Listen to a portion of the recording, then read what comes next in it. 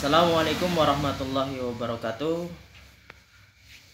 Bertemu lagi dengan saya Zikria Sukriana pada kali ini di mata kuliah Bahasa Indonesia. Dalam pertemuan pertama kita akan membahas mengenai sejarah singkat, kemudian kedudukan dan fungsi dari bahasa Indonesia. Lanjut saja kita ke materi. Ya. Jadi dalam hal ini kita akan membahas apa itu bahasa, kemudian bahasa apa saja yang kiranya Anda kuasai, dan seberapa dekat Anda dengan bahasa Indonesia.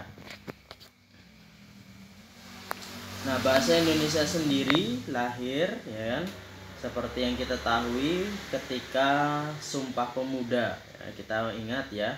Ada Sumpah Pemuda, di mana dalam teks Sumpah Pemuda itu di dalamnya mengakui bahwa kami putra-putri Indonesia mengaku berbahasa satu, bahasa Indonesia.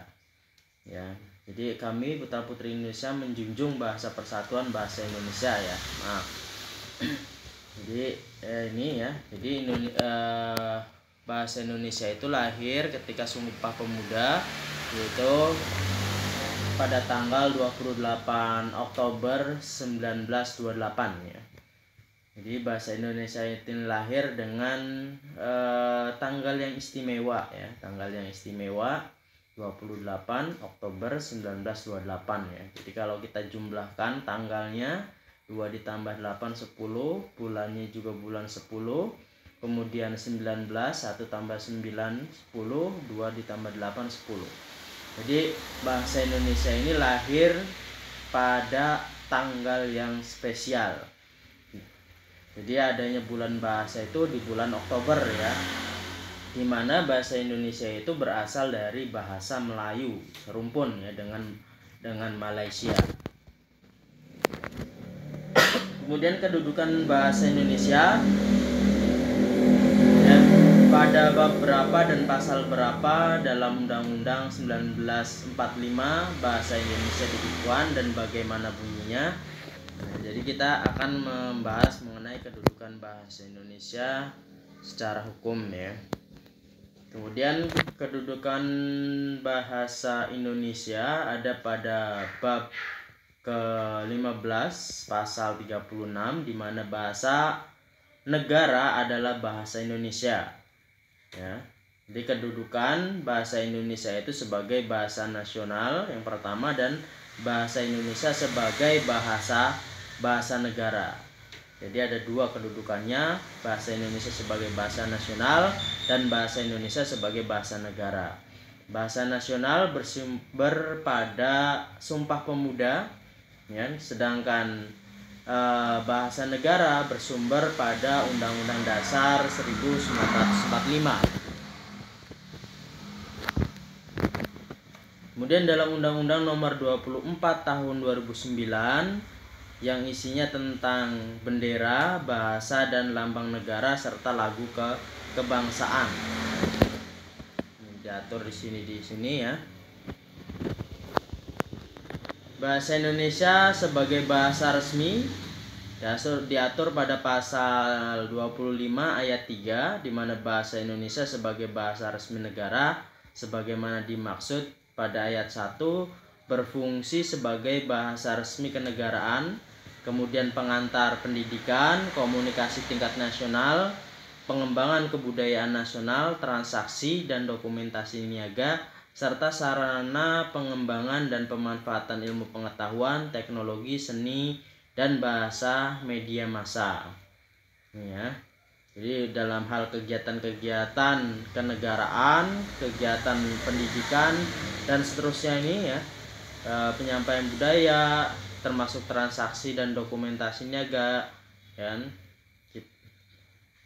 maka harus menggunakan bahasa resmi yaitu bahasa Indonesia. Selanjutnya pada pasal 31 ayat 1, bahasa Indonesia wajib digunakan dalam nota kesepahaman atau perjanjian yang melibatkan lembaga negara, instansi pemerintah, ya kan, pemerintah RI ya, kemudian lembaga swasta Indonesia atau perseorangan warga negara Indonesia. Kemudian pada ayat 2-nya, nota kesepahaman atau perjanjian sebagaimana dimaksud pada ayat 1 yang melibatkan pihak asing ditulis juga dalam bahasa nasional pihak asing, ya. Misalkan bahasa Inggris ya. Jadi kalau misalkan nota kesepahaman atau melakukan perjanjian dengan pihak asing, selain menuliskan nota kesepahaman itu dengan bahasa Indonesia, juga dengan bahasa pihak asing tersebut ya. Misalkan kerjasamanya dengan katakanlah Jerman ya, kita menggunakan bisa menggunakan bahasa Jerman. Jadi selain bahasa Indonesia ada juga translate dalam bentuk bahasa Jermania, atau kita menggunakan bahasa nasional internasional yaitu bahasa Inggris ya. Ini penggunaan bahasa Indonesia secara tulis ya. Kemudian pasal 34, bahasa Indonesia wajib digunakan dalam laporan setiap lembaga atau perseorangan kepada instansi pemerintah. Ya, ini terkait dengan bahasa Indonesia secara tulis ya. Kemudian pada pasal 35-nya ayat 1, bahasa Indonesia wajib digunakan dalam penulisan karya ilmiah dan publikasi karya ilmiah di Indonesia. Ya. Kemudian penggunaan bahasa Indonesia tulis dan lisan pada asal ayat 33 ayat 1, bahasa Indonesia wajib digunakan dalam komunikasi resmi di lingkungan kerja pemerintah dan juga swasta.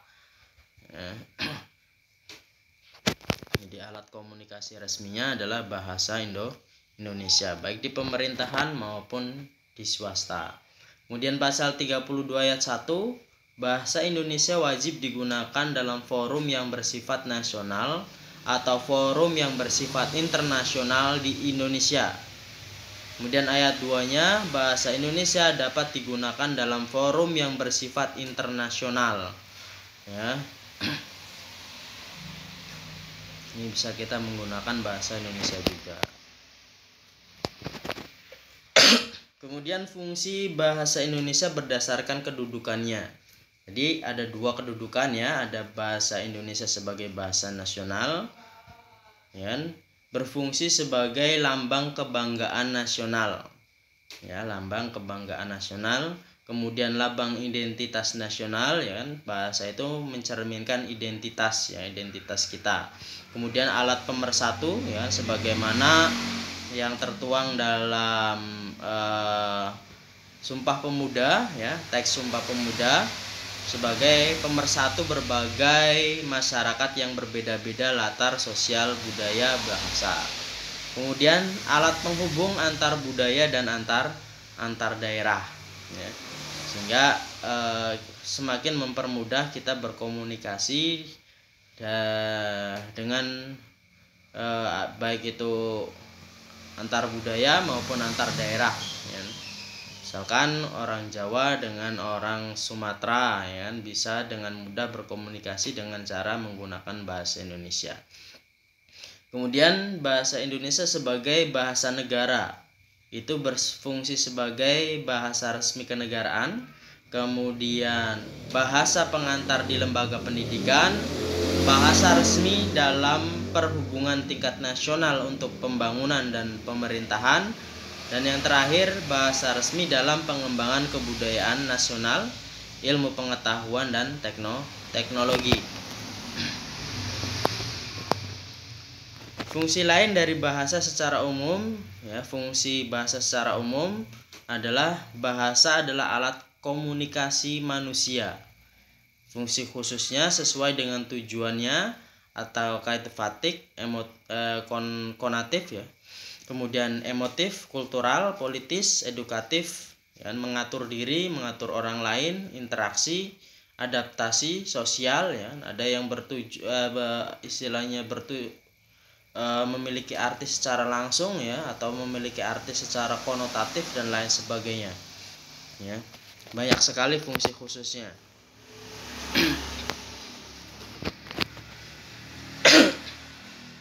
Kemudian kedudukan bahasa Indonesia.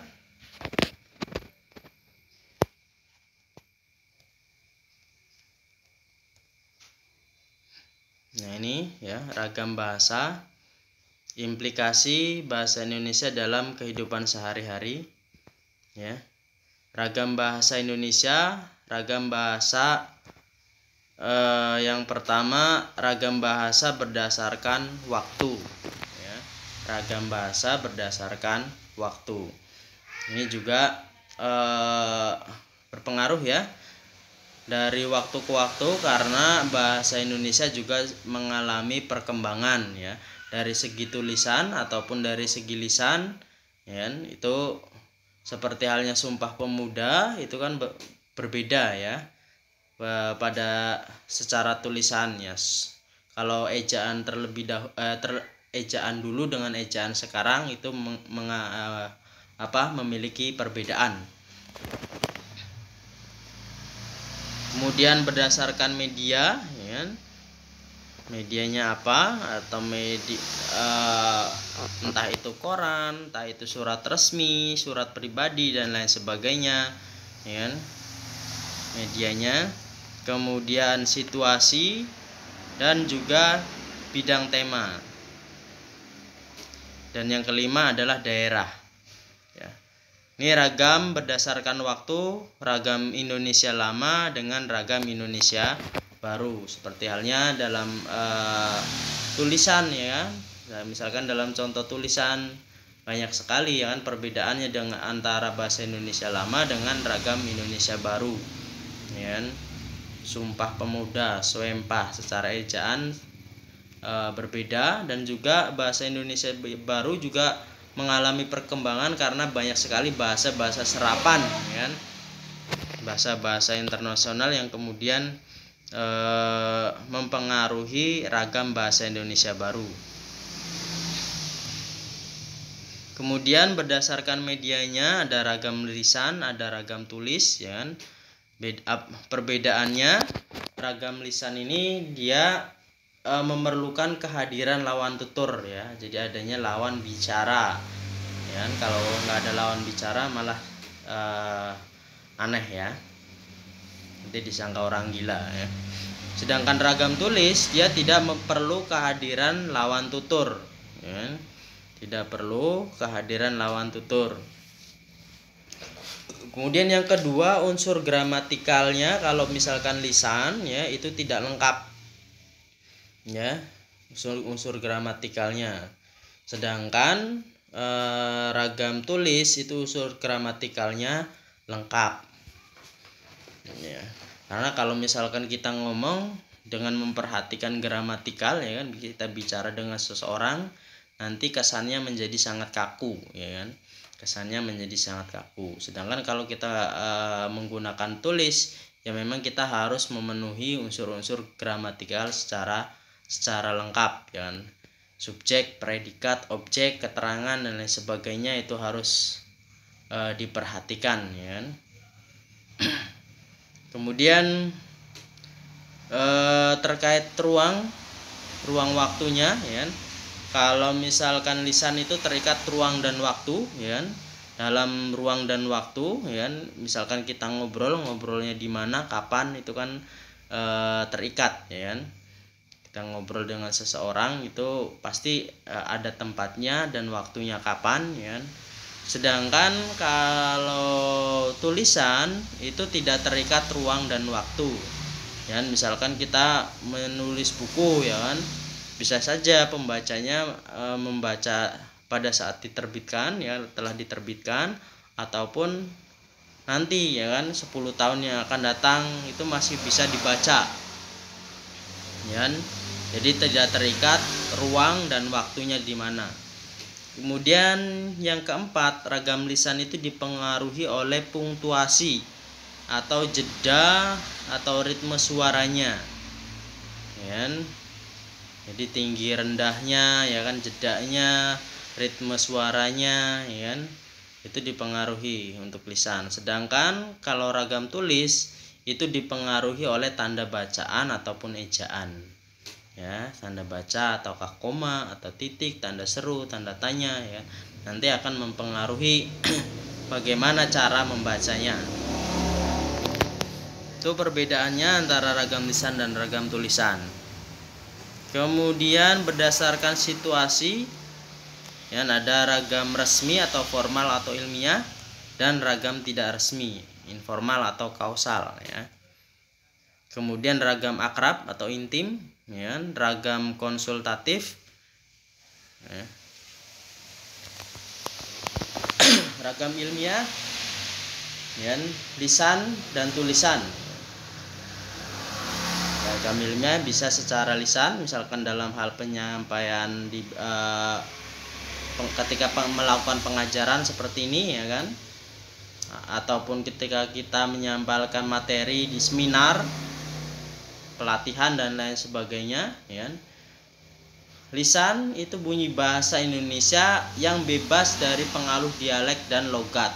Jadi ketika kita dalam situasi dalam hal ragam ilmiah, sebisa mungkin ya kan bunyi bahasa Indonesia yang bebas pengaruh dari dialek dan logat. Ya, biasanya orang dari daerah-daerah Kalimantan, Sumatera ya kan, Batak yang terbawa itu orang Medan misalkan, itu kan memiliki logat atau dialek. Ya, setiap daerah memiliki logat dan dialek ya kan. Nah, sebisa mungkin ketika kita dalam forum ilmiah ya, sebisa mungkin bahasa Indonesianya bebas dari pengaruh dialek atau logat. Ya, sedangkan tulis itu digunakan untuk keperluan ilmiah akademik ya. Diatur oleh aturan ilmiah, ejaan, diksi, kalimat, tata tulis bakunya ya. Format penulisannya itu diatur ya.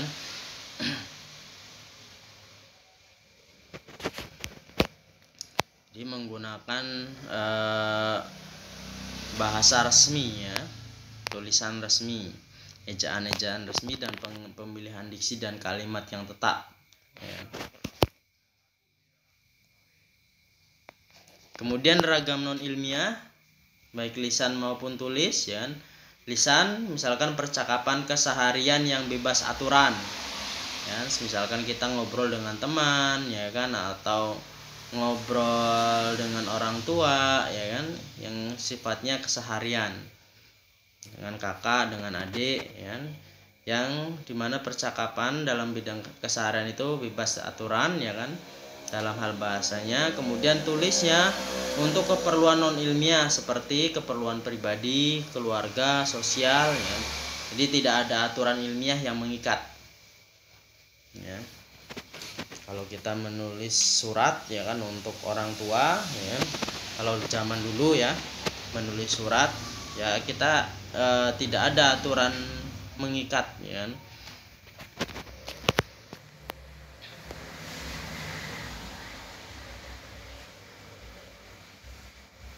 Nah, ini misalkan ya sowat gitu loh ya. Ini adalah bahasa-bahasa campuran ya, yang sudah slang ya, istilahnya yang sudah tercampur antara bahasa Indonesia dengan bahasa asing ya. Nah, dalam hal untuk keperluan resmi ya kan, sebaiknya kita menggunakan bahasa Indonesia yang baik dan benar ya.